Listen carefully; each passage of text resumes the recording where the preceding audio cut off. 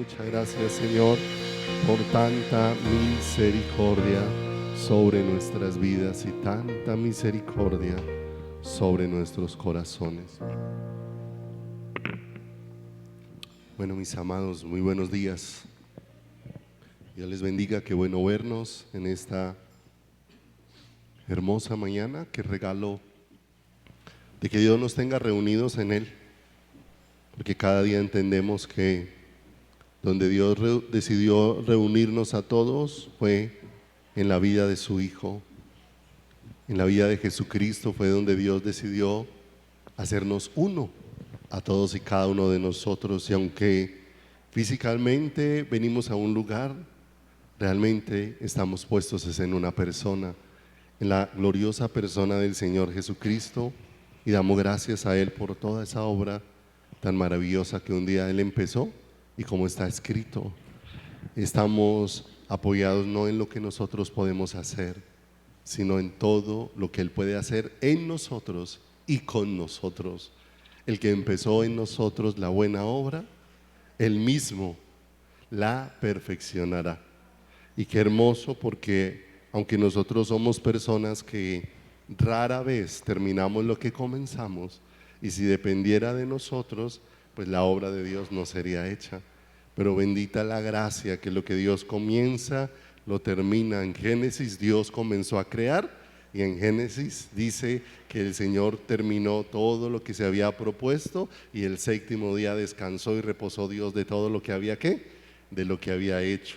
Pero cuando se manifestó la caída del hombre, el Señor empezó a dar a conocer cómo iba a ser la obra de la redención, cómo iba a enviar a su Hijo, nacido de mujer. Y dice la Escritura, en el tiempo determinado por Él, y vino Jesús y entregó su vida en la cruz del Calvario. Y en la cruz del Calvario, la obra que Dios se propuso de rescatar al hombre, en la cruz del Calvario el Señor la culminó. Allá cuando Jesús pudo decir, tetelestai, consumado es, la deuda ha sido pagada, todo se ha cumplido. Lo que Él empezó, lo terminó. Toda la obra de Dios que está cada día siendo hecha en nosotros, en eso eterno, Él ya lo terminó, pero nos lo está manifestando a cada uno de nosotros. Y tenemos una gran esperanza a razón de esto, de que el que va a terminar la obra en nosotros es Él. El que está trabajando es Él.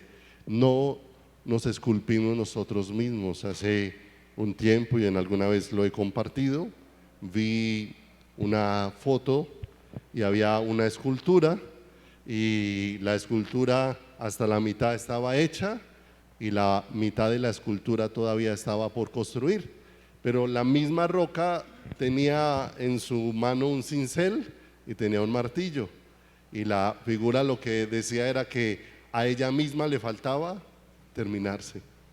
Y el asunto es que nosotros no podemos hacernos a nosotros mismos. La Escritura dice, somos hechura suya.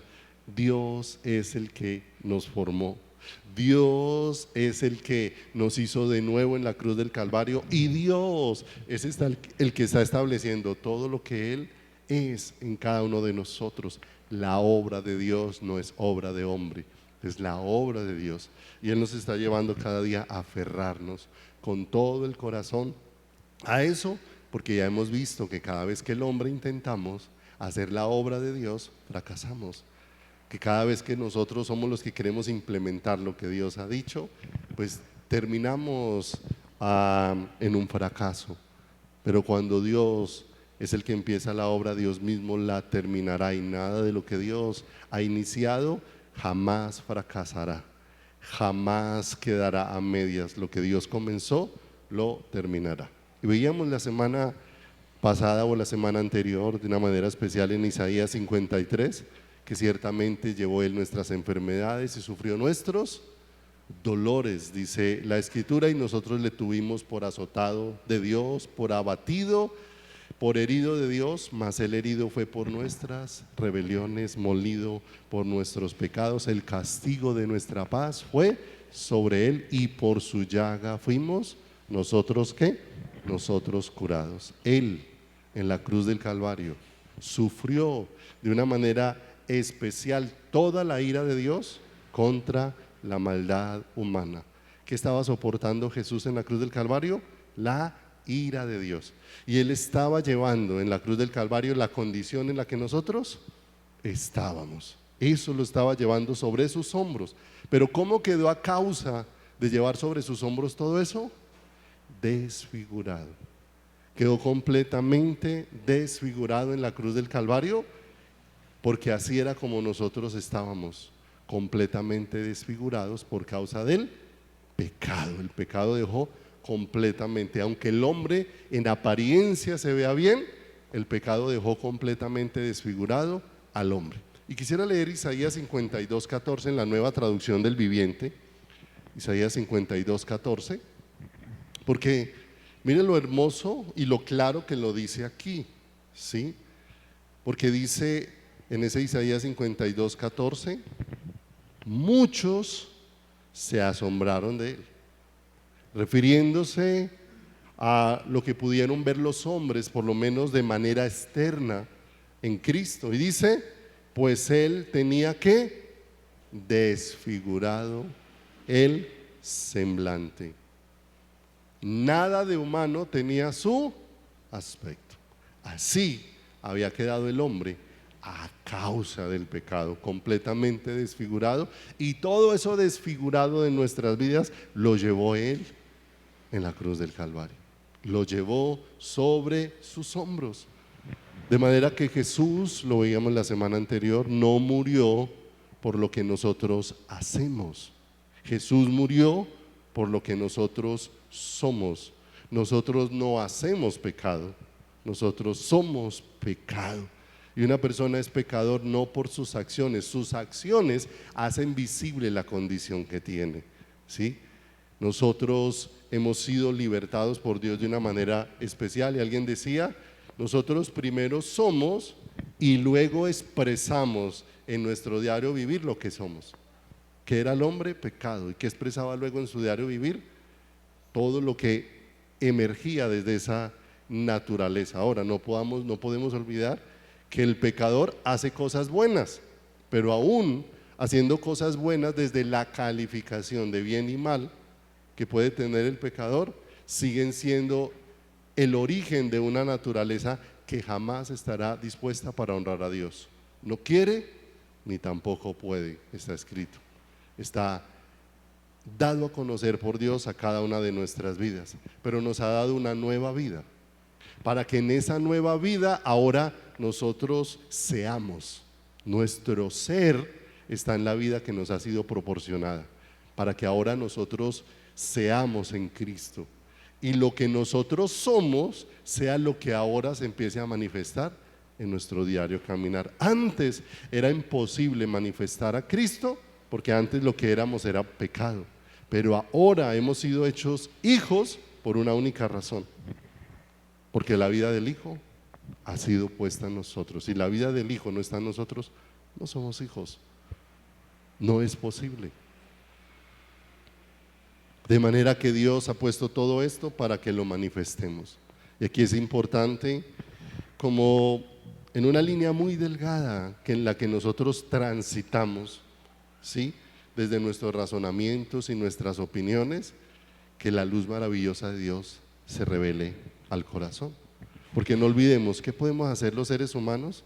Los seres humanos podemos exponer todas las malas acciones, todas las malas conductas, todos los malos comportamientos que puede tener que puede tener otro.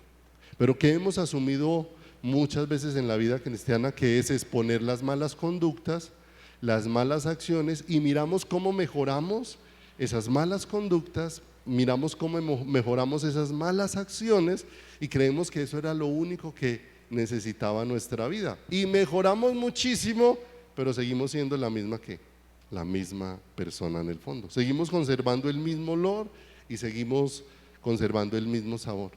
Pensamos que lo que Dios quería darnos a conocer a través de las Escrituras era cómo cambiábamos la forma de hacer las cosas, y no como Dios lo dispuso. Dios, más que cambiar la forma, quiere cambiar es la esencia, la naturaleza. dentro de cada uno de nosotros, y para eso nos ha hecho todas las promesas. No olvidemos que allá en Pedro la Escritura declara que todas las cosas que pertenecen a la vida y a la piedad, a la vida de Dios y a esa vida en relación con Dios, nos han sido dadas por su divino poder, mediante el conocimiento de aquel que nos llamó de las tinieblas a su luz admirable. Las tinieblas, la condición en la que nos encontrábamos; la luz, la nueva vida que nos ha sido provista, ¿sí? Por medio del cual, dice el Señor, nos ha dado preciosas y grandísimas promesas, para que por ellas llegásemos a ser participantes de la naturaleza divina. O sea que todo lo que Dios ha prometido es para hacernos partícipes de todo lo que Él es. ¿Cómo lo concluyó la mente natural? Que Dios nos hizo partícipes es de todo lo que Él tiene. Entonces, si Dios es el dueño del oro y la plata, y ahora yo he sido hecho hijo de Dios, entonces tengo derecho a todo el oro y la plata, y nos fuimos en la dirección equivocada, porque Él nos hizo fue partícipes ¿de quién? De su naturaleza, de manera que solo Dios puede exponer. Los seres humanos pueden exponer las malas conductas. Entonces, por eso el ser humano me puede decir: porque usted hace esto, porque hace aquello, porque hace lo otro, usted porque es de mal carácter, usted porque es rancio, bueno, lo que sea. Eso me lo puede decir el ser humano. Pero después de que el ser humano me ha confrontado todo eso, continúa igual. Pero cuando Dios desnuda el corazón y cuando Dios confronta nuestras vidas con lo que Él es el que pone un vestido nuevo en cada uno de nosotros. Y ese vestido nuevo es una ¿qué? Es una vida, es una vida. Solo Dios puede desnudar la condición en la que está nuestro ser interior, porque no olvide que aún como cristianos podemos llegar a tener una vida de mucha apariencia, una vida donde por fuera sí queremos conservar un esquema que nos hace ver de manera correcta, pero muchas veces la condición del corazón está muy distante. El Señor les decía a Israel que en sus formas pareciesen verse de la manera correcta, pero Él tuvo que decir: aún ellos, aunque con sus labios me honran, ¿cómo estaba su corazón? Estaba lejos. O sea que había una cosa en su forma exterior y había otra cosa que pasaba en el interior. ¿De qué? En el interior de ellos. Y más cuando hemos sido advertidos por Dios de que en los postreros días, dice 2 de Timoteo 3:1, lo terminamos viendo la semana anterior, que en los postreros días vendrían tiempos peligrosos, tiempos difíciles y tiempos peligrosos por la razón de el entronamiento del orgullo, de la arrogancia, de la altivez, de la autosuficiencia, de la independencia que el ser humano quiere tener de Dios. Y esto no solamente sucede afuera, esto muchas veces también sucede dentro de los lugares donde nos reunimos, dentro de los lugares donde se enseña la palabra, porque muchas veces estamos escuchando a Dios, pero estamos escuchando a Dios de lejos. Escuchamos lo que Dios dice, pero no escuchamos a Dios en nuestro caminar. Y dice 2 de Timoteo 3:1, también debes saber esto, que en los postreros días vendrán tiempos peligrosos. ¿Cuál es el peligro que nosotros corremos ahora? ¿Cuál es el peligro que vivimos en el tiempo en el que estamos? Dice el verso 2: porque habrá hombres amadores ¿de qué? Amadores de sí mismos. En otras versiones dice: la gente estará llena de sí misma. Y cuando Dios nos trajo a la vida, cuando Dios nos sacó de la condición en la que estábamos muertos, de nuestros delitos y nuestros pecados, nos sacó de esa condición para vaciarnos de nosotros mismos. No para que seamos gente llena de nosotros mismos, sino para vaciarnos ¿de quién? Para vaciarnos de nosotros mismos. Por eso el Señor dice: si alguno quiere venir en pos de mí, ¿qué? Niéguese a sí mismo, tome la cruz cada día y sígame, ¿cierto? O sea que esto no es algo que se espera que se haga cada año, el 31 de diciembre, una evaluación de qué hice o qué no hice, sino que cada día nosotros podamos realmente de la mano del Señor entender para qué o para quién estamos viviendo, porque podemos tener la Biblia en nuestra mano y estar viviendo para nosotros, Podemos tener un ministerio y estar viviendo para nosotros. Podemos tener dones, habilidades, capacidades dadas por Dios, pero viviendo ¿para quién? Para nosotros. Y eso es un gran peligro, porque eso nos lleva a ir por nuestra propia senda, por nuestro propio camino. Y cada vez que el ser humano toma ese camino, lo vemos que ocurrió en Saúl. Saúl no quiso tomar el camino dispuesto por Dios. Saúl no quiso aprender a esperar el tiempo de Dios. Saúl no quiso hacer las cosas a la manera de Dios, y vemos el momento donde Saúl fue destituido del lugar que le había sido dado. ¿Por quién? Por Dios. Y tuvo oportunidad para el arrepentimiento, pero no tuvo sensibilidad para lo que Dios quería hacer. ¿En quién? En él. Solo hay dos maneras de vivir, mis amados. No hay tres, no hay cuatro. Todas las demás se van a desprender de esas dos únicas. O vivimos para nosotros mismos o vivimos para Dios. No hay más maneras. Todo lo demás que busquemos y lo que califiquemos y lo que digamos va a terminar aterrizando en una de esas dos.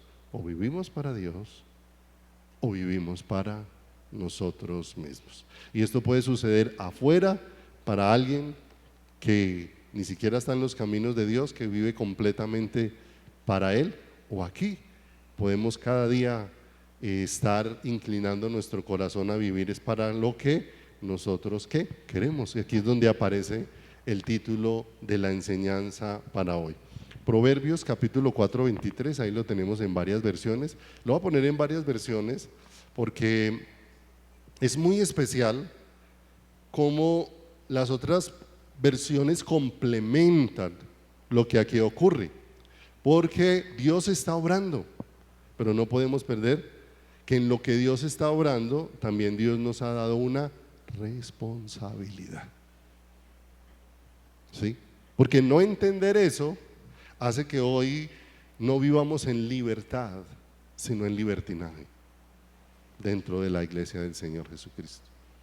Y libertinaje, ahorita lo vamos a desglosar un poco más, pero dice Proverbios 4:23, ahí de primero está la versión Reina Valera, que tal vez esa es la que más estamos acostumbrados, la que más conocemos, y dice: sobre toda cosa guardada, guarda tú, porque de Él mana la vida, ¿cierto?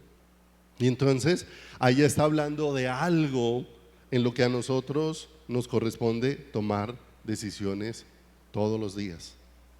En la Nueva Traducción del Viviente, que es el siguiente versículo que aparece ahí, dice: sobre todas las cosas cuida tu corazón. Y miren lo tremendo de esto, porque este determina el rumbo de tu vida. La tercera versión es aún más clara, y fíjense que todas unidas nos dan mucha claridad. Esa K2 es una versión antigua y dice: por encima de todo, guarda tu corazón, porque Él es la fuente de las consecuencias de la vida. ¿Sí? Y entonces ahí nos deja ver, porque como hoy en día vivimos en medio de un mundo donde queremos culpar a todo el mundo de lo que pasa y nadie quiere hacerse responsable, pero esto no es nuevo. Esta es la condición en la que el hombre quedó cuando el pecado se volvió el señor del corazón del hombre. Recuerden que desde el huerto del Edén, aunque Dios fue el que salió a buscar al hombre que había pecado, el hombre no quiso asumir su responsabilidad, sino que el hombre quiso buscar culpables fuera de él. Y eso que ocurrió en el huerto del Edén sigue ocurriendo todos los días, sigue ocurriendo todos los días. La mayor parte de las cosas que pasan en nuestra vida no pasan por las decisiones de los demás, pasan es por las decisiones de nuestro propio ¿qué? De nuestro propio corazón, ¿sí? Y dónde se van a apoyar esas ¿qué? Esas decisiones, porque aquí Dios nos habla de una responsabilidad. ¿Guardar qué? El corazón.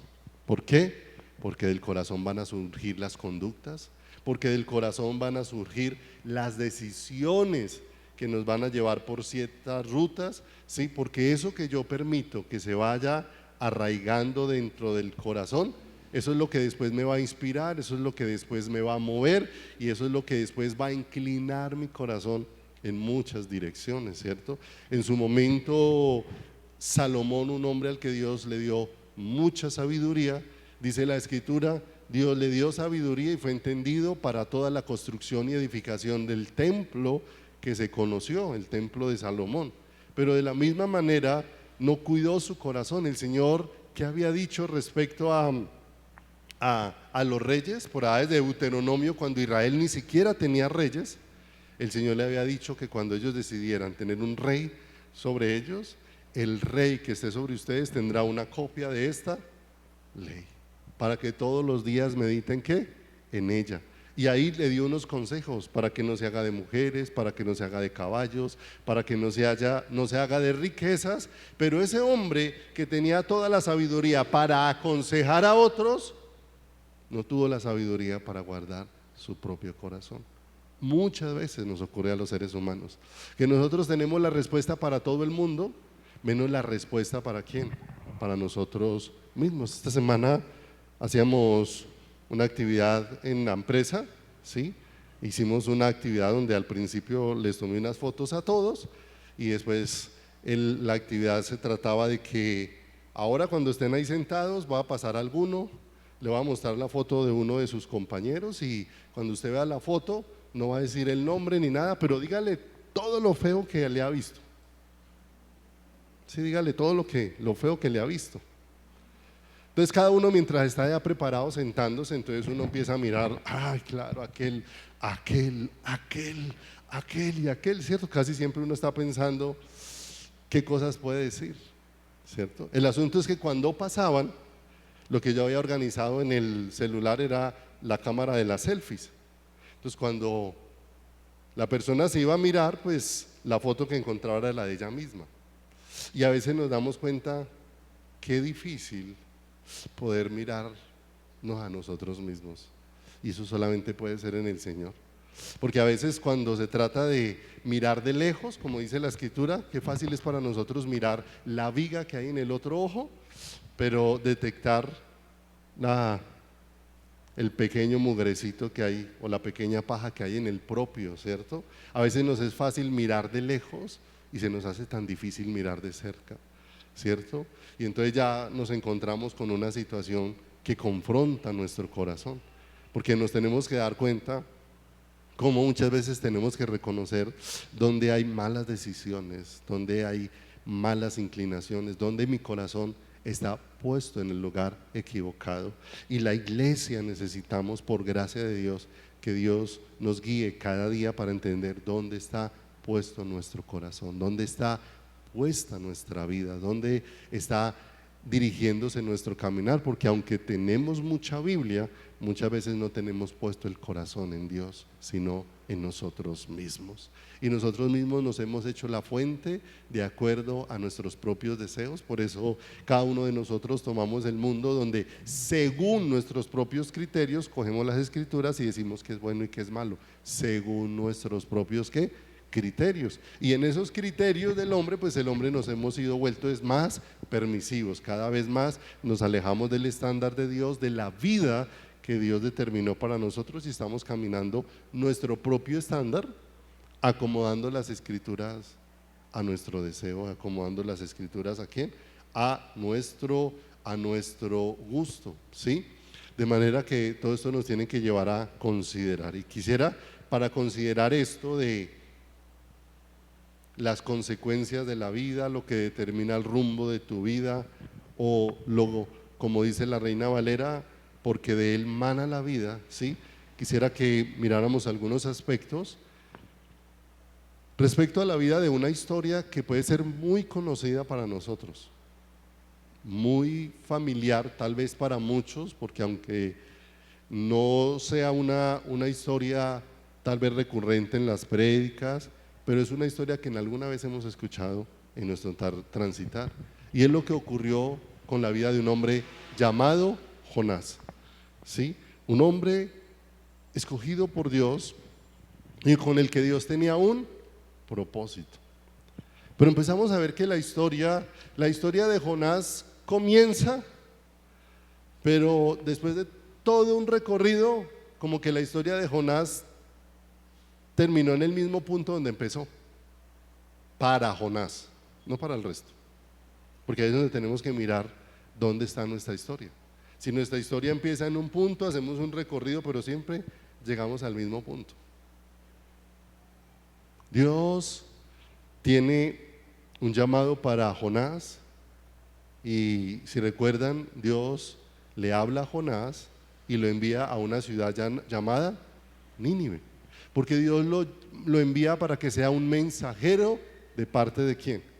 De parte de Dios. Para Dios no solamente mostrar la misericordia con una ciudad, sino para dejarle ver de primera mano al mismo Jonás su misericordia. Porque tal vez Jonás está en una posición donde a él le queda fácil ver la condición en la que está la ciudad de Nínive, pero le queda muy difícil ver la condición en la que está su propio corazón. Y por eso nosotros necesitamos todas esas circunstancias que día a día están desnudando dónde está puesto nuestro corazón, dónde está puesta nuestra vida, ¿sí? Antes de continuar ahí, quisiera que me acompañara a Ezequiel, por favor, 14. Ezequiel 14. Ezequiel 14. Porque si hay algo que Dios hace de una manera especial con su luz, es ir confrontando realidades de nuestro corazón, y realidades que nos llevan a caer humillados delante de Dios, que nos llevan cada día a decirle: oh Señor, líbrame de todas las cosas que tiene mi corazón, porque a veces le estamos pidiendo que nos libre de otros, y muchas veces del que más nos tiene que librar es de ¿quién? Es de nosotros mismos, es de nosotros mismos. Dice Ezequiel capítulo 14 en el verso número 3: hijo de hombre, y está hablando el versículo 1 y 2, está hablando de los ancianos de Israel, no está hablando de cualquier persona, está hablando de gente entendida o aparentemente entendida, porque es que a veces nosotros creemos que somos entendidos porque conocemos bien el ceremonial, porque conocemos bien las prácticas, porque conocemos bien la tradición o las costumbres, y creemos entonces que somos muy entendidos. Pero muchas veces Dios desnuda nuestro corazón para decir: tienes con claridad cómo funcionan todas las cosas, pero no tienes claridad ni de cómo es Dios, ni de cómo es tu corazón.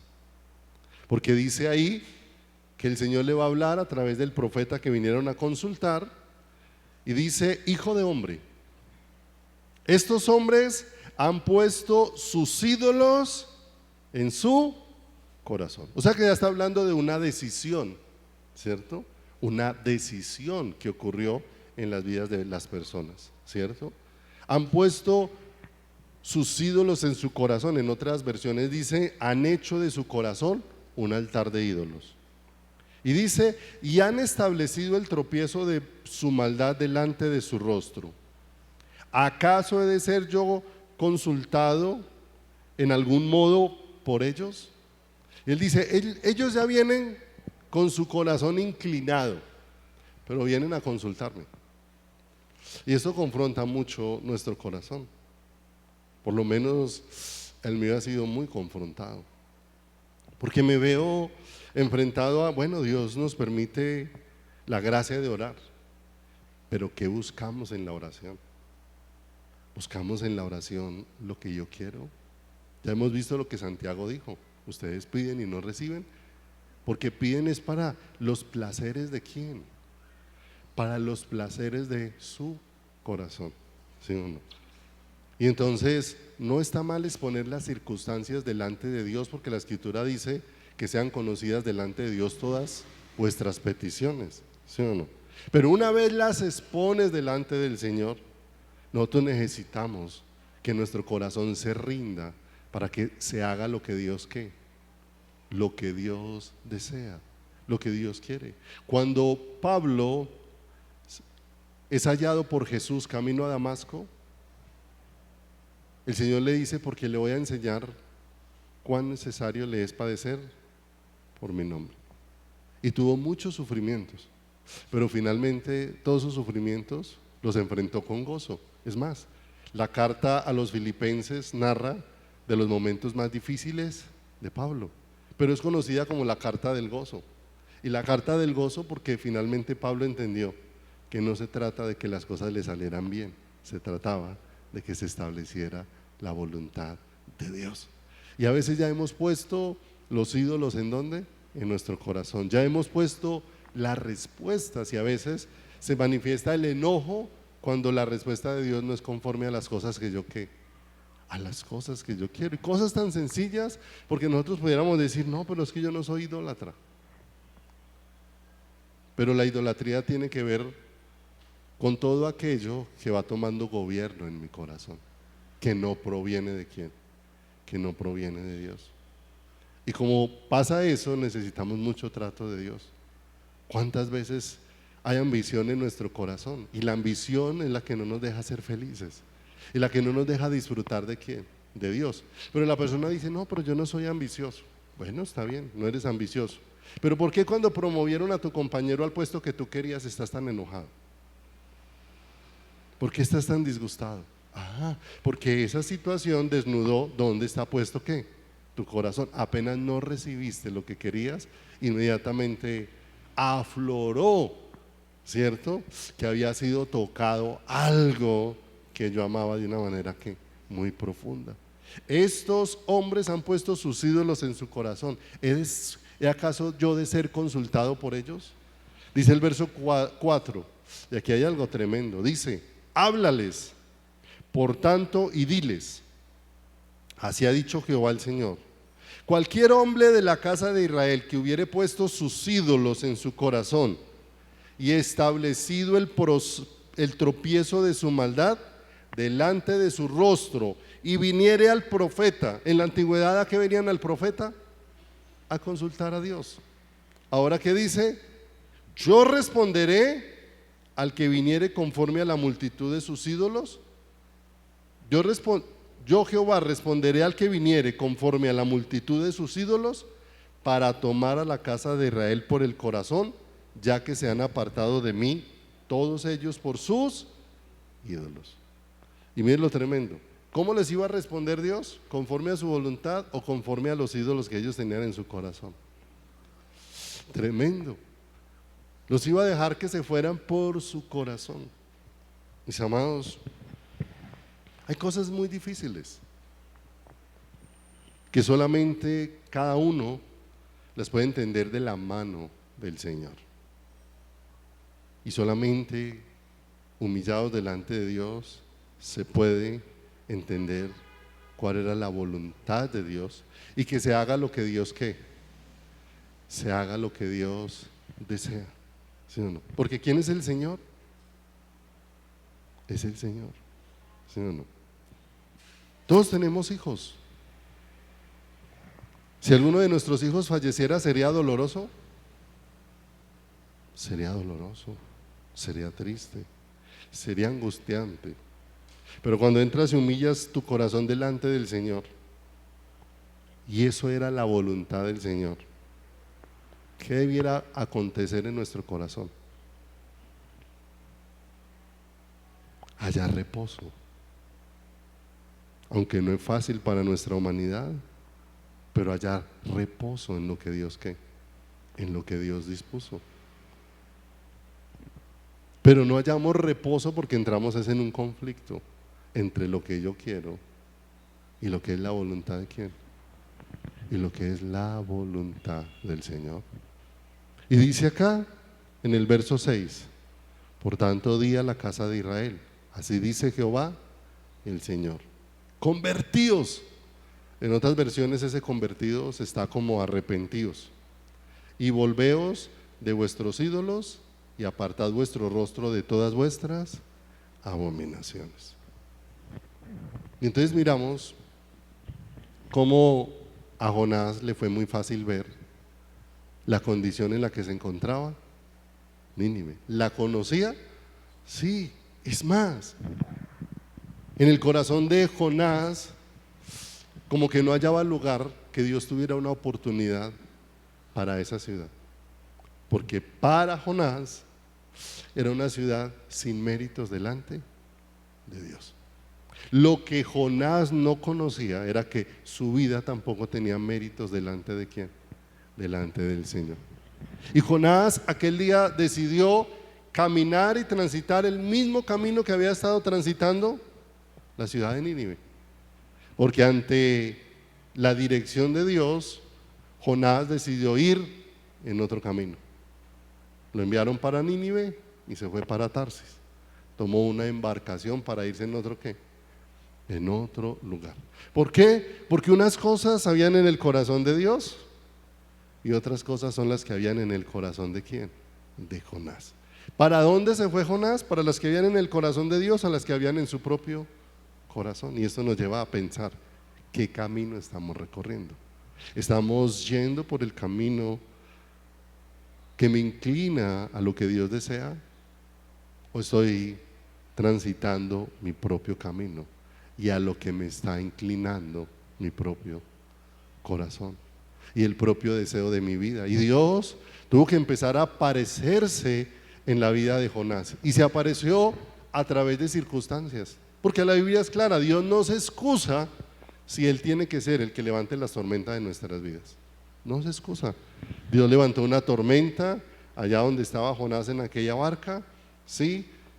Para aterrizar el corazón de Jonás respecto a cómo estaba su caminar. Y de pronto la historia dice que finalmente, cuando no pudieron enfrentar la tormenta, ya Jonás les desnudó el corazón cuál era la razón, y dice que lanzaron a Jonás ¿a dónde? Al mar. Y Dios tenía preparado un gran pez para que se tragara ¿a quién? Para que se tragara a Jonás. Y vino ese gran pez y quedó Jonás dentro del vientre de ese pez. Y empieza a ocurrir un milagro, porque todo lo que está aconteciendo en ese momento es algo sobrenatural que el poder de Dios está haciendo en la vida de ¿quién? En la vida de Jonás. Si la vida de Jonás se está conservando entre la vida entre el vientre de ese pez, y ese pez aparte dice la escritura que descendió hasta donde estaban los cimientos, de manera que su vida físicamente estaba corriendo mucho peligro, pero Dios empezó a conservarla. Pero allá en medio de todo lo que está viviendo Jonás, Dios quiere hablarle al corazón de Jonás, para dejarle ver a Jonás que antes de que el mensaje fuera para Nínive, el mensaje primeramente era ¿para quién? Era para Jonás. Y Jonás allá, lleno de algas en su cabeza, ¿sí? Allá por primera vez es donde se humilla y adoró y reconoció que la salvación es ¿de quién? Es de Dios. Y cuando humilló su corazón y sabía que solo la gracia de Dios la que lo tenía vivo allá, dice que el pez fue y lo escupió allá, donde volviera a tomar rumbo a la ciudad de ¿qué? A la ciudad de Nínive. Y ahora, ¿quién fue el que se encargó de enrutar nuevamente a Jonás? Dios. ¿Quién es el que se encarga de enrutarnos? Dios. ¿Pero qué tiene que tratar? Nuestro corazón. Tuvo que tratar el corazón de Jonás, para que Jonás pudiera empezar a entender un poco el camino que tiene que recorrer. No el camino de irse por el propio deseo de su corazón, sino el camino donde tiene que ser libertado de lo que él quiere, para que él abrace lo que Dios desea. Finalmente él llega a Nínive y él empieza a hacer todo el anuncio durante 40 días que le había sido dado por Dios, que Nínive dentro de 40 días sería ¿qué? Sería destruida, ¿sí? Y frente a ese anuncio aconteció una respuesta inesperada, porque aunque Jonás ha visto la misericordia de Dios sobre su vida, no la ha entendido todavía. Porque si la hubiera entendido, hubiese ido a dar ese mensaje esperando que la misericordia de Dios se manifestara también sobre ellos. Señor, como lo hiciste conmigo, hazlo con ellos. Pero Jonás decía: Dios es rico en misericordia, pero ojalá Dios los mate a todos.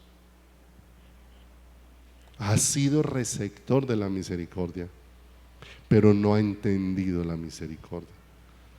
Y todos los que estamos aquí esta mañana tal vez podemos estar en esa misma condición. Hemos sido receptores por su misericordia no hemos sido consumidos. ¿Cuántos desaciertos hemos cometido? ¿Sí o no? ¿Cuántos viajes a Tarsis hemos hecho?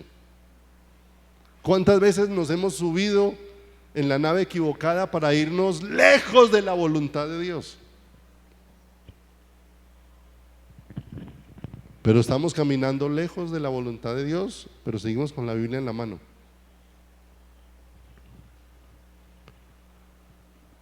Y hace un anuncio y aconteció algo extraordinario. Ese anuncio que no había traspasado el corazón de Jonás, traspasó el corazón de los ninivitas ese día. Y desde el rey en adelante, todos entraron en ayuno y todos se pusieron en cama de silicio, hasta los animales los pusieron en ayuno.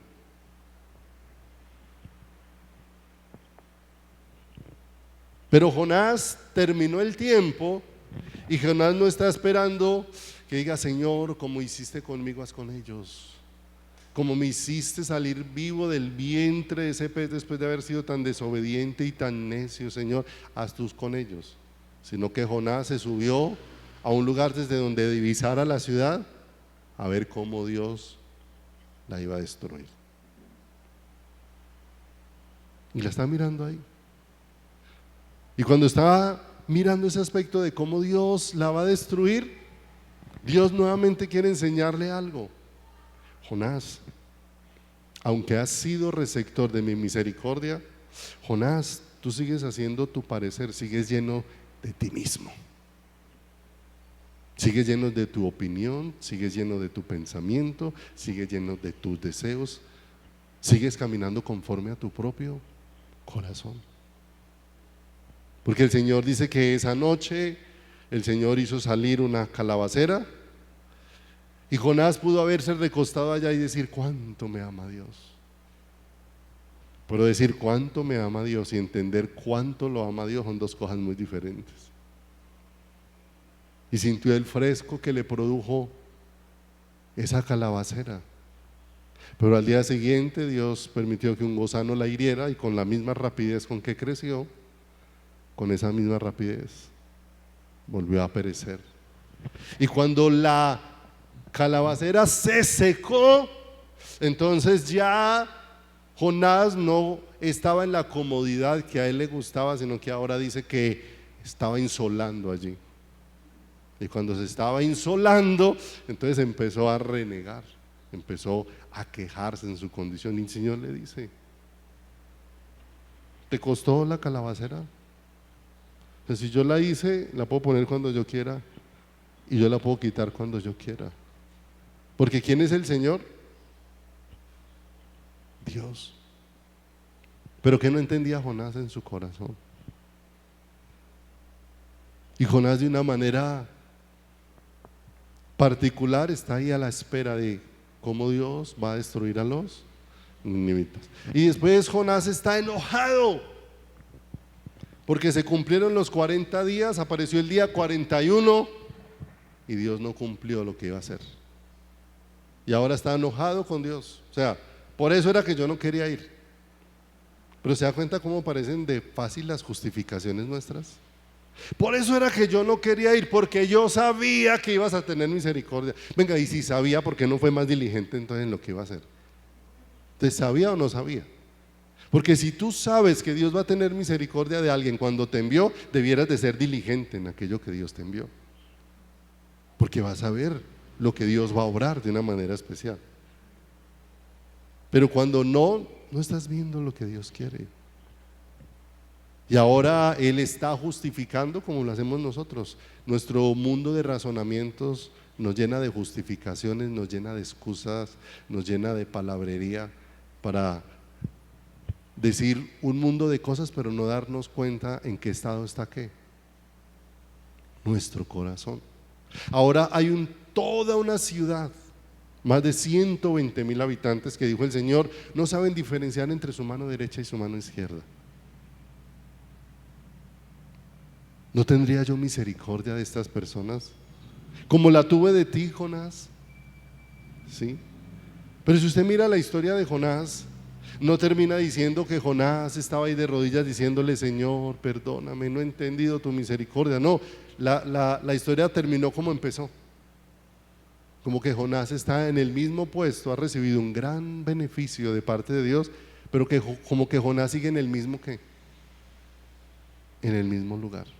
Sigue en la misma condición, con la misma actitud dentro de quién, por la misma actitud dentro de su corazón. En primera de Timoteo 4:16, eso nos lleva a entender que ¿quién puede guardar tu corazón?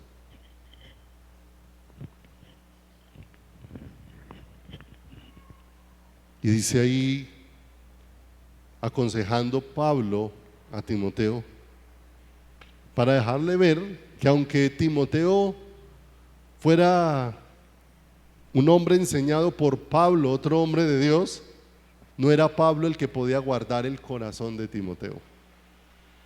Había una responsabilidad ¿en quién? Una responsabilidad en Timoteo. Ten cuidado ¿de quién? De ti mismo. ¿Cierto? Ten cuidado de ti mismo y de la doctrina. Pudiéramos ahí traducirlo, y de lo que enseñas, porque puede ser que lo que enseño no sea coherente con quién soy o con el estado en el que está ¿qué? Mi corazón, ¿sí o no? Y como hay unas frases sutiles que se convierten en los argumentos para nosotros defendernos y permanecer centrados en nosotros mismos, y una de esas suena muy romántica, muy bonita, pero lo único que evidencia es cómo estamos estancados en el mismo lugar. Y esa es que Dios sabe que yo soy débil. Sí, Dios lo sabe, el que no lo sabe es usted, porque si supiera esa condición, pues se daría cuenta de cuál es la provisión que Dios le ha dado. Mire, antes de venir a Cristo, y si una persona dice eso sin Cristo, pudiera ser hasta justificable. ¿Por qué razón? Porque antes de que viniéramos a Cristo, nosotros éramos esclavos del pecado.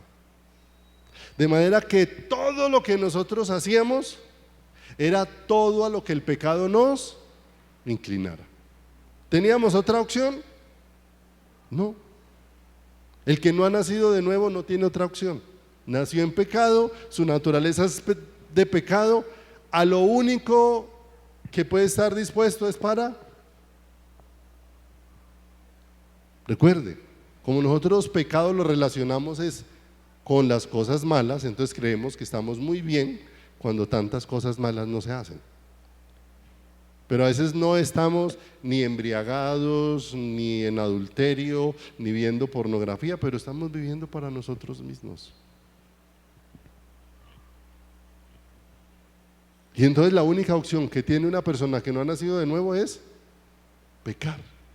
Porque la única opción que tiene para hacer es vivir a expensas de la naturaleza que lo ha gobernado. La persona no hace lo que quiere, un esclavo hace aquello que lo gobierna. Pero cuando Dios nos dio la vida de su Hijo, la vida de Cristo vino a librarnos de la esclavitud del pecado. De manera que aunque ahora el creyente tiene una lucha contra el pecado no lo gobierna. De manera que hay algo importante para que miremos, mis amados.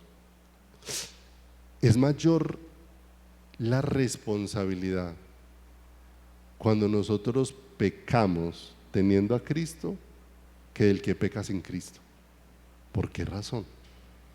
Porque el que peca sin tener a Cristo no tiene otra opción.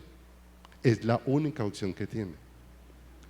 Pero cuando tenemos a Cristo, en Cristo se nos ha proporcionado el poder que nuestra vida necesita para que ese pecado no gobierne sobre quién, sobre nuestros corazones, para que lo que esté sobre nosotros sea el señorío de quién, el señorío de Cristo.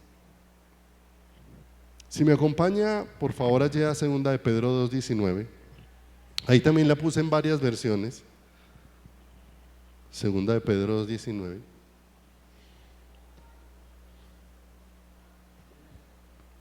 ¿Es primera? Ahí dice primera.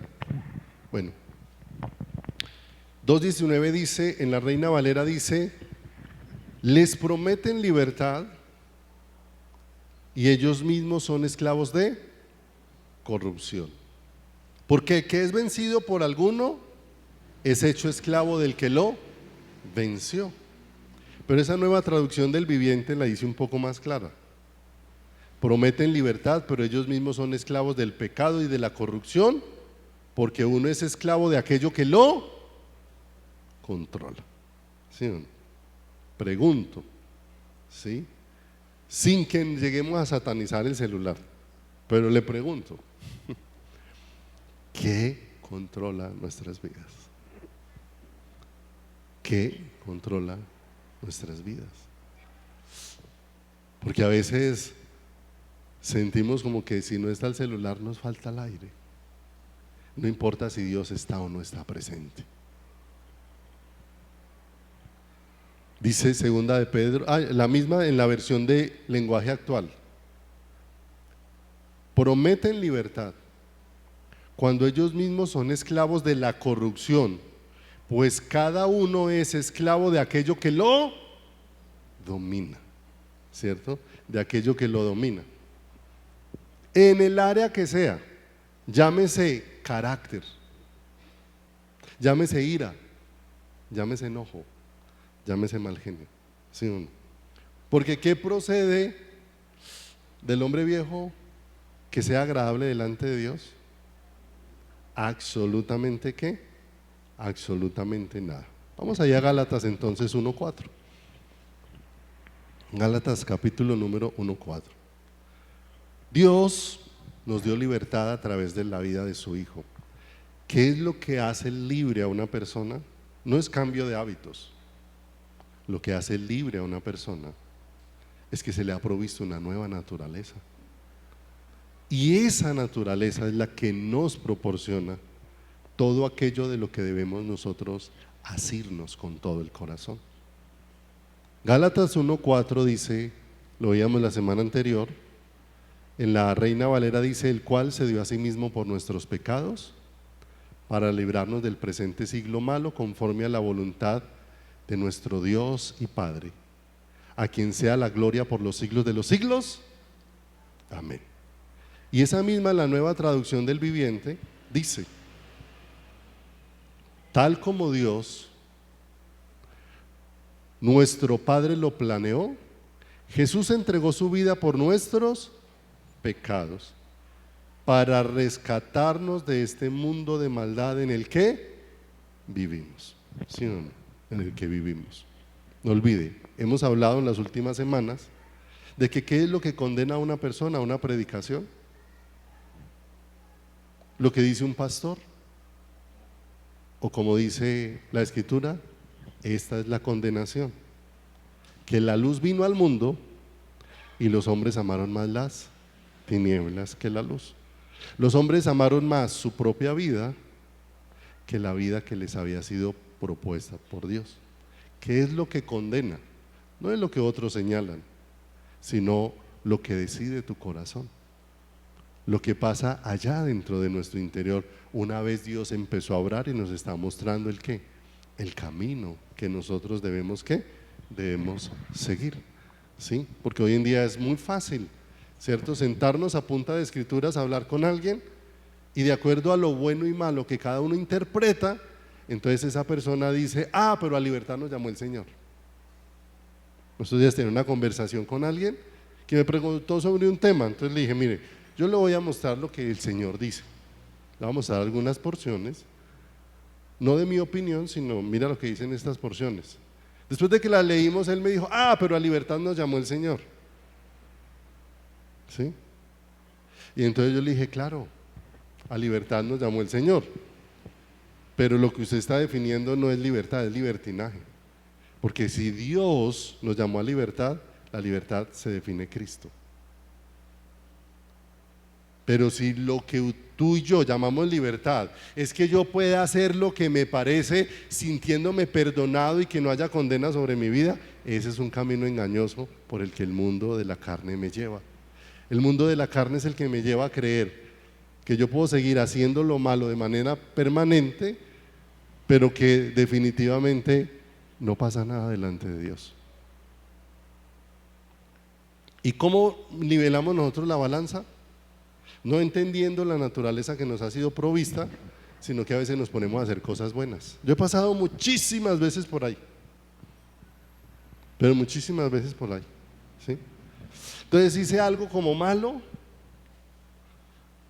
estuve de mal carácter, estuve rancio, bueno, lo que sea, y entonces trato, cuando ya se me pasó lo rancio, como de empezar a hacer cosas buenas en favor de los demás. Entonces, ¿cómo le doy algo?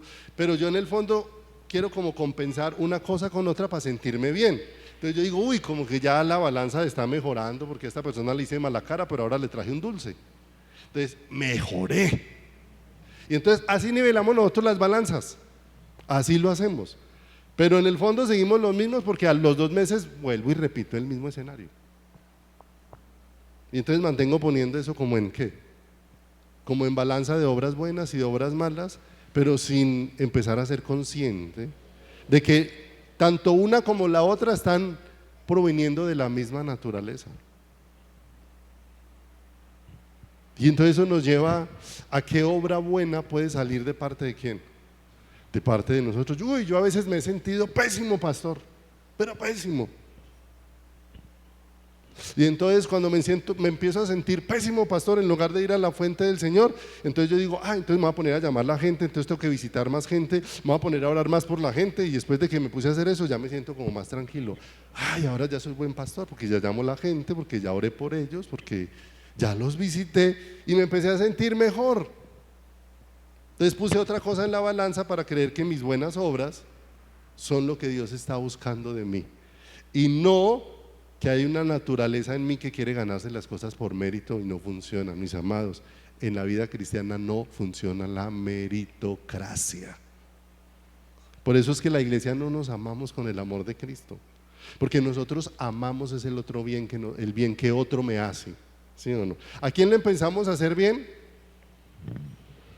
Haga una lista. ¿Usted a quién le piensa hacer bien?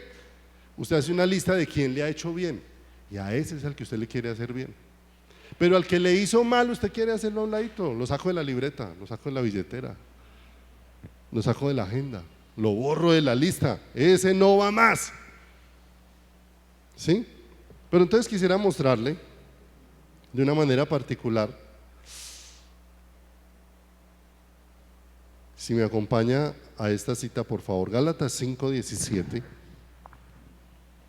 Ahí también la puse, creo que en las 2 versiones, Gálatas 5:17. Dice, porque el deseo de la carne es contra el espíritu, ¿sí?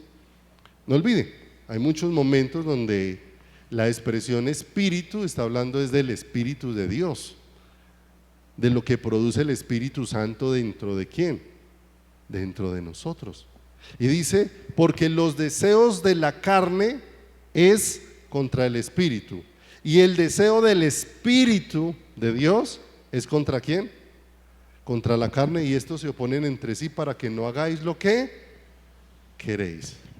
Mire esta versión antigua como dice de particular, porque lo que quiere la vieja naturaleza es contrario al ruach, al Espíritu de Dios, y lo que quiere el ruach, el Espíritu de Dios, es contrario a la vieja naturaleza.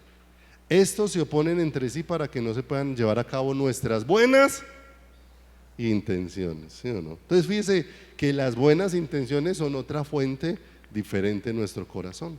La Nueva Traducción del Viviente dice, la naturaleza pecaminosa desea hacer el mal. ¿Y qué es precisamente lo contrario a lo que quiere el Espíritu? Y el Espíritu nos da deseos que se oponen a lo que desea la naturaleza, ¿qué? Pecaminosa. Estas dos fuerzas luchan constantemente entre sí. Entonces ustedes no son libres para llevar a cabo sus buenas intenciones. Y si usted mira, todo lo que desea el Espíritu es completamente opuesto a todo lo que desea la ¿qué? A todo lo que desea la carne o a todo lo que sea la vieja naturaleza. No tienen absolutamente nada en qué, nada en común. Nosotros somos los que hemos querido revolver nuestras buenas intenciones con las cosas espirituales y hacernos una mezcla perversa dentro de ¿qué? Dentro de nuestro caminar. No olvide, la vida cristiana no es una vida de meritocracia. Por eso, cuando el Señor eligió a los 12 discípulos por meritocracia, no alcanzaban, no cumplían las condiciones. Porque no se trata de los méritos que las personas podemos hacer, sino de lo que la gracia obra en cada uno de nosotros. Entonces, cuando no es mérito o meritocracia lo que funciona, ¿dónde? En la iglesia, porque en esa meritocracia cada uno de nosotros tenemos un sentido de lo que es bueno y de lo que es qué, y de lo que es malo. Por eso entonces definimos en la iglesia si es bueno danzar, si no es bueno danzar, si es bueno cantar con alegría, si es bueno cantar sentados, si es bueno orar parados, si lo mejor es orar acostados. Y entonces eso nos lleva a ver qué méritos se hace la forma externa en cómo qué, en cómo se ve. Pero no olvide, yo puedo levantar las manos y jamás haber levantado el corazón. Yo puedo doblar las rodillas y jamás haber estado quebrantado. Yo puedo hacer muchas cosas que de manera externa se pueden ver bien, pueden tener calificativos de los hombres, pueden hacer que los hombres me vean como la persona apropiada, y como el Señor le dijo a muchos en aquel día, muchos me dirán: Señor, Señor, en tu nombre echamos fuera demonios, pusimos las manos sobre los enfermos, y el Señor les dijo: apartados de mí, nunca los conocí, hacedores de maldad. O sea, ustedes nunca vivieron para mí, ustedes vivieron ¿para quién? Para ustedes mismos, ¿sí o no?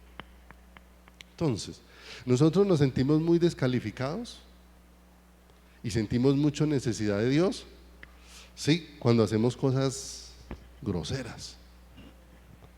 Entonces el que cometió adulterio se siente muy descalificado. El que tal vez vio pornografía escondida se siente muy descalificado.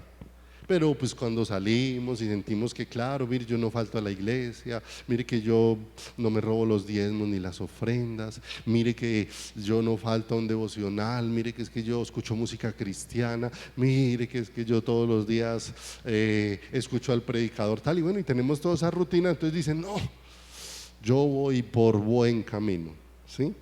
Entonces vamos a dar algo hermoso en la palabra que lo necesitamos, porque no podemos seguir siendo el Jonás del principio al final.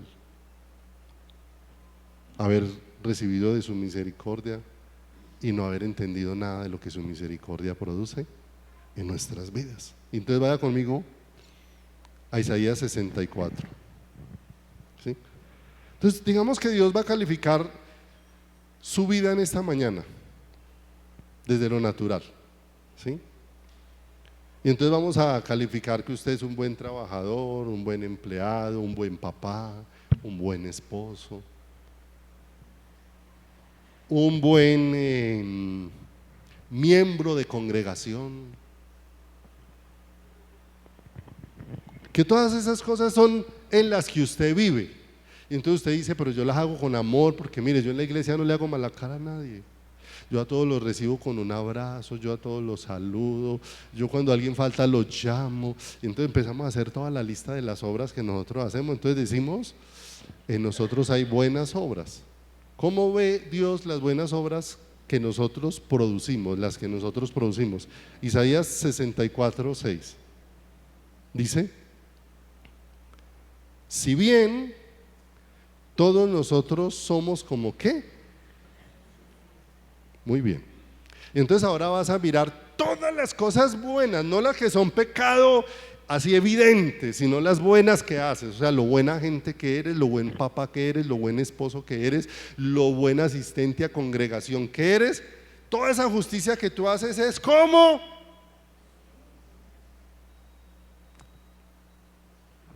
bueno, espero no ser grotesco con lo que voy a decir,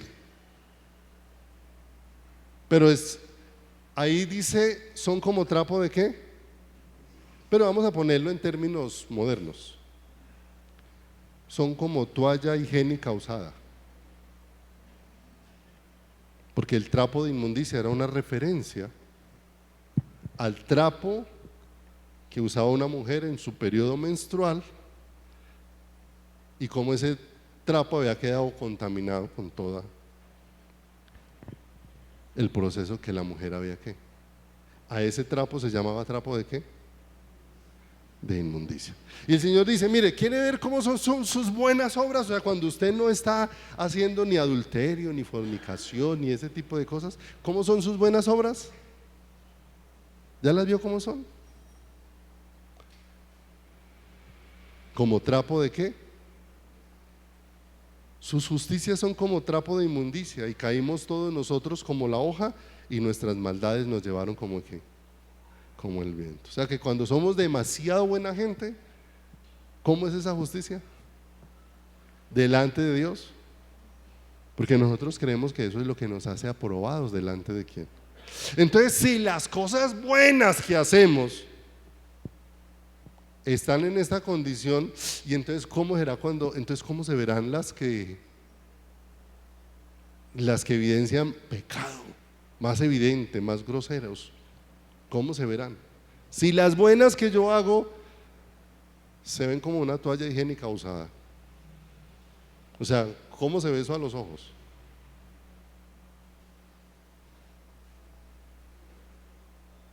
De un día entré a un baño, alguien había dejado una toalla ahí toda envuelta, casi no puedo ni entrar al baño, esa toalla no me dejaba estar en paz.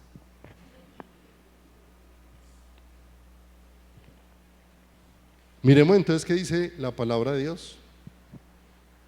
Por ejemplo, Proverbios 12:22. Si las cosas buenas que hacemos son como trapo de inmundicia, entonces cuando manifestamos pecado evidente, ¿cómo se ve eso? ¿Sí?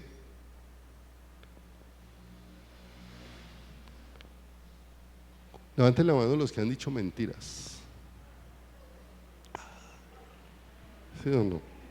¿Y qué dice aquí? Mire, los labios mentirosos, ay, abominación, ya no se ve ni siquiera como un trapo asqueroso, se ve como abominación, como algo que merece que la respuesta de Dios sea su justa ira sobre eso. Eso es lo que merece una abominación. Proverbios 6:16, miremos solamente algunas, a ver si han pasado por ahí por nosotros, para darnos cuenta de por qué necesitamos la realidad de entender la misericordia de Dios manifestada en la vida de Cristo que transforma vidas. Proverbios 6:16 dice, 6 cosas, ¿sí o no?, aborrece, son abominables a Dios. Y aún 7 dice, abomina su alma. ¿Sí o no? Entonces empecemos por una que nos ha tocado a todos: los ojos altivos. Y entonces, ¿cómo somos cuando el orgullo empieza a gobernarnos? Somos abominables. Dice ahí, la lengua ¿qué? La lengua mentir. Ay, y qué fácil es para nosotros mentir. ¿Sí o no? Sencillo. No es sino que le cuenten a uno una historia y nada más en la forma en que usted la cuenta, ya muchas veces la historia no es lo que a usted le contaron, porque usted ya le agregó su opinión, le agregó sus sentimientos, y si ese es alguien que usted no quiere, dio la oportunidad para que usted diga que otro dijo lo que usted piensa del otro. Lo tercerizó. Las manos derramadoras de sangre, ¿qué? Inocente. Mire, ¿Qué es cuando usted se pone a pensar pendejadas allá en su cabecita? Bobadas. Cuando usted ata cabos y une cosas, y usted, porque otro no lo saludó, se sienta en la sala de su casa a pensar, claro, es que no me saludó porque no me quiere, es que él tiene otro, y se hace un mundo, vea, esos son el corazón que maquina pensamientos inicuos. ¿Qué es eso? Abominación. Los pies presurosos para correr, ¿a qué? La diligencia, ¿sí o no? Para correr a lo que Dios no nos ha enviado. Mire el testigo falso que habla, ¿qué? Que habla mentiras. Ponga eso ahí en la hoja de vida, que yo lo certifico. Yo certifico esa mentira que está poniendo ahí. El que siembra, ¿qué? No sé si usted haya estado ahí. Yo he estado en todos. Si quería conocer la clase de pastor que tiene, en todos he estado. Proverbios 15:26. Abominación son a Jehová los pensamientos del malo. 16:5, ahí adelantico. Abominación a Jehová es todo altivo de cuando el orgullo nos coge y, ¿sí o no? Proverbios 20:10, ¿sí o no? Cuando nosotros nos volvemos paisas evangélicos. ¿Usted ha visto cómo es un paisa evangélico?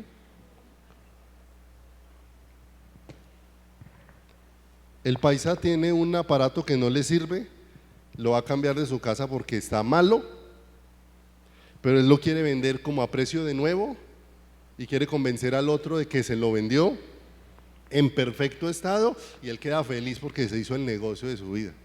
O sea, esto que está a punto de quemarse, se lo vendí como si fuera nuevo, o sea, no perdí nada.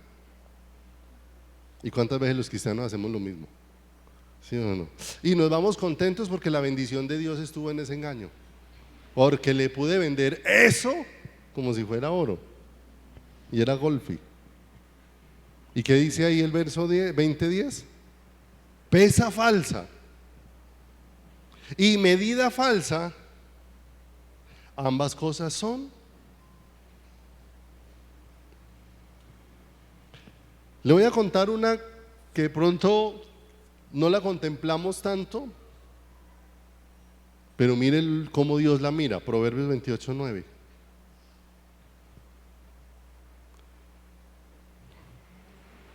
El que aparta su oído para no oír la ley, o sea, el que no quiere oír lo que Dios dice, escuche, cuando ese que no quiere oír lo que Dios dice ora, ¿cómo es su oración?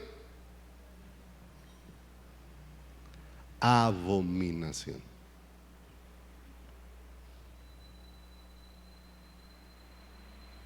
Lucas 16:15.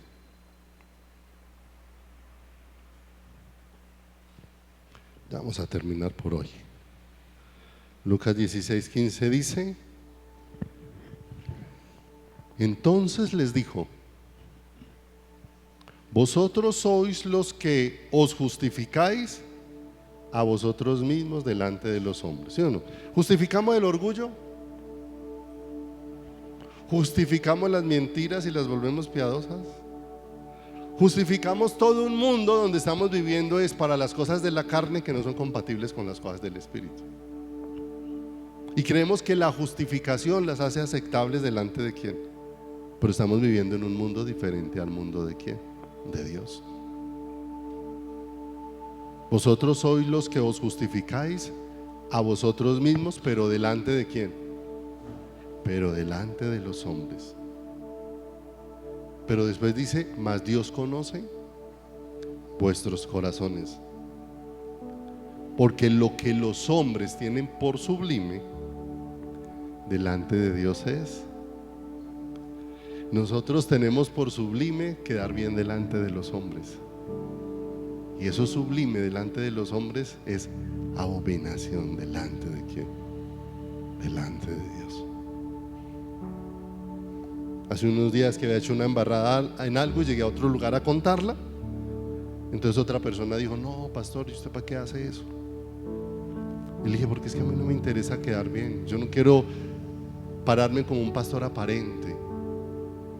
Más bien, lo que tengo que decir es que soy un pastor que tengo muchas fallas, que necesito mucho de Dios, que no puedo seguir viviendo para mí, y que no quiero pararme allá a que los demás me vean como una persona que orina agua bendita cuando no es cierto. Cuando tantas veces no he entendido la vida de Dios y he vivido para mí, en el nombre de Dios, para hacer mi voluntad, para hacer mi gusto. No podemos seguir mirando de lejos. Cómo miró, aunque fue muy beneficiado de la misericordia de Dios, cómo miró Jonás la misericordia de Dios, de lejos.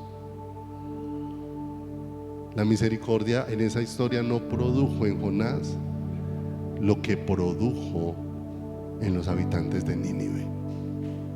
Y mis amados, somos receptores de su misericordia, y su misericordia se ha manifestado en la vida de su Hijo. No nos aferremos más a nosotros mismos, aferrémonos a la vida que Dios nos ha dado. Aferrémonos al tesoro que Dios ha depositado en nuestras vidas. Por eso Pablo, y ahí ya terminó así, dijo que él esperaba no ser hallado con su propia justicia, porque ya entendió que eso era como trapo de qué, sino que lo que él anhelaba era que fuera hallada en él la justicia de Dios, la cual es Cristo. Y por eso Dios nos va llevando en todo este proceso de aprendizaje.